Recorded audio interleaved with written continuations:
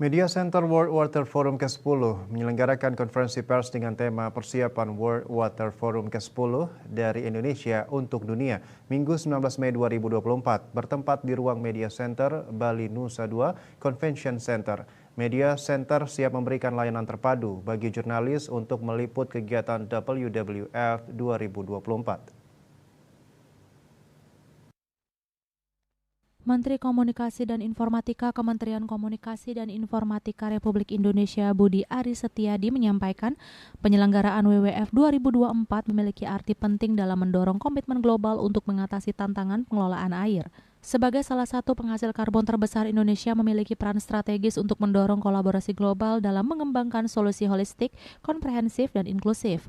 Budi Aris Setiadi menyebut, sesuai keputusan Presiden Republik Indonesia nomor 13 tahun 2024, Kementerian Kominfo ditunjuk sebagai pengampu dalam komunikasi publik, dokumentasi, dan promosi dalam perhelatan WWF 2024. Pihaknya telah menyiapkan media center yang dapat menampung 800 jurnalis dilengkapi dengan berbagai fasilitas untuk mendukung jurnalis dalam meliput WWF 2024 seperti working space, booth media, press conference, dan briefing media room.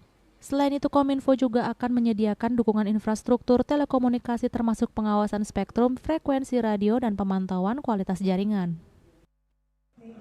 Media Center World Water Forum ke-10 semoga bisa membantu teman-teman jurnalis untuk melakukan peliputan dan menyiarkan berita-berita tentang World Water Forum ke-10 di Bali, Indonesia.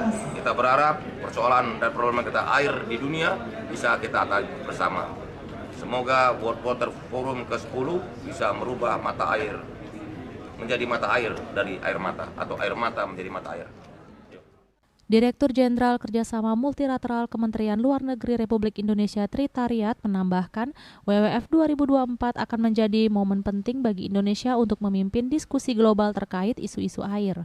Untuk kali pertama di dalam sejarah World Water Forum, sejak yang pertama dilakukan di Maroko hingga hari ini, baru menjadi forum yang pertama kali ada segmen kepala negara yang kita sebut dengan high level meeting.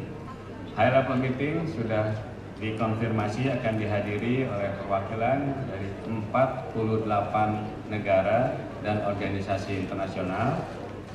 Kemudian juga untuk kali pertama dalam sejarah World Water Forum akan dihasilkan deklarasi tingkat menteri yang tidak dinegosiasikan tapi dalam bentuk konsultasi. Nanti kalau ada pendalaman, kita akan pendalaman sebagai bagian dari tadi apa yang disebut Pak Dirjen Usman, hydrodiplomasi, diplomasi Indonesia terkait dengan isu-isu air global.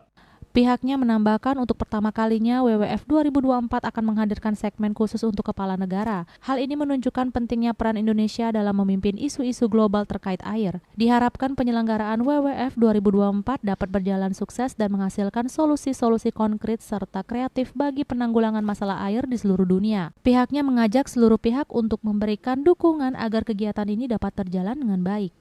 Bunga Widrayani, Bali TV.